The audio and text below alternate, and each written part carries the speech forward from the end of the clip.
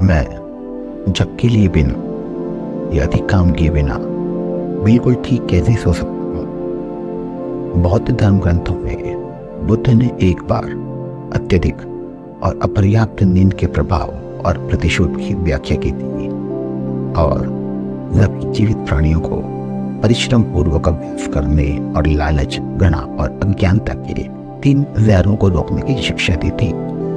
स्वाभाविक रूप से जब हमें उचित नींद मिलेगी तो हमारा अभ्यास भी प्रभावी होगा। बस 5 मिनट और सो जाओ। जब आप सुबह उठते हैं तो क्या आप अक्सर अलार्म घड़ी दबाते हैं या फिर तकिए में गहराई तक छिपाते रहते हैं और फिर गलती से सो जाते हैं? दिन में काम करते या पढ़ाई करते समय पलकें भारी और नींद से भारी होती हैं, जैसे कि आप कुछ सुन नहीं सकते और आप कुछ भी करना नहीं चाहते। हालांकि झपकी नींद से न केवल देर होती है, कार्य कुशलता की कमी होती है और इसके दूरगामी प्रभाव भी होते हैं। बुद्ध ने अत्यधिक नींद के परिणामों के बारे में बात की। एक बार बुद्ध ने श्रावस्ती शहर के जेतवन विहार में भिक्षुओं को धर्म का उपदेश दिया और अपने शिष्यों को सभी प्रकार के संकटों को खत्म करने के लिए परिश्रम पूर्वक अभ्यास करने की शिक्षा दी। उनमें से एक भिक्षु जो मानसिक रूप से सुस्त था और अक्सर अपना दरवाजा बंद कर लेता था और खाने के बाद सो जाता था, जिससे धर्म सीखने और अभ्यास करने का एक बड़ा अवसर बर्बाद हो जाता था। ये देखकर कि शिष्य के पास जीने के लिए केवल 7 दिन बचे थे, बुद्ध को चिंता हुई कि वो अपने भोग के कारण बुरी दायरे में गिर जाएगा। इसलिए वो उसे बचाने के लिए उसके कमरे में गई, लेकिन भिक्षु अभी भी गहरी नींद में था। इस बात से अनजान कि बुद्ध उसके कमरे में प्रवेश कर चुके हैं।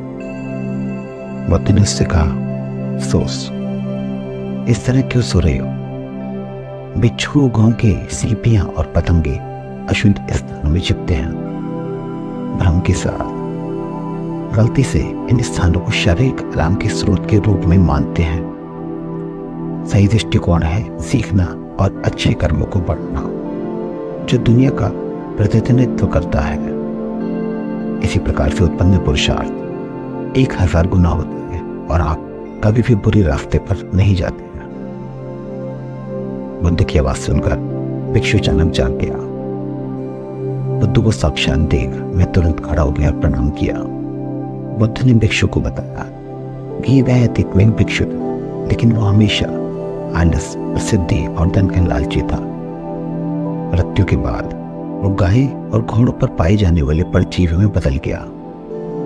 50,000 साल बाद वो फिर से 50,000 वर्षों तक बिच्छू, कोंगा और एक पेड़ कीट के रूप में रहा। ये सभी जीव छुपी और अंधेरी जगहों पर छिपना पसंद करते हैं।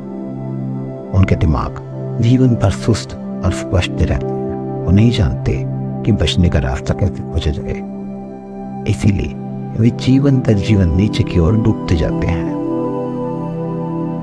अंततः उन्होंने इस जीवन में एक इंसान के रूप में पुनर्जन्म लिया और यहाँ तक कि अभ्यास करने के लिए एक भिक्षु भी बन गए। नींद के लालच में और गिरने का इंतजार करते हुए वह वही गलतियां क्यों दोहराए हुए हैं? भिक्षु ने सुना कि वह शारीरिक सुख का लालची, आलसी और सुस्त है और उसने लंबे समय तक अंधकार में गिरने और हजारों वर्षों तक कष्ट सहने के कारण ये स्थिति पाई है।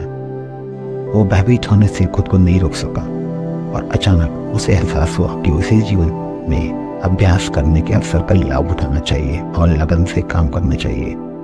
और अंत में उन्होंने अहम पद प्राप्त किया। इसीलिए यदि हम गुणवत्तापूर्ण नींद चाहते हैं तो हमें अपने लालच, क्रोध और अज्ञानता के कष्टों को कम करने के लिए परिश्रम पूर्वक अभ्यास करने की आवश्यकता है। तभी हम भी बुद्ध की तरह अच्छी नींद लेने वाले बन सकते हैं।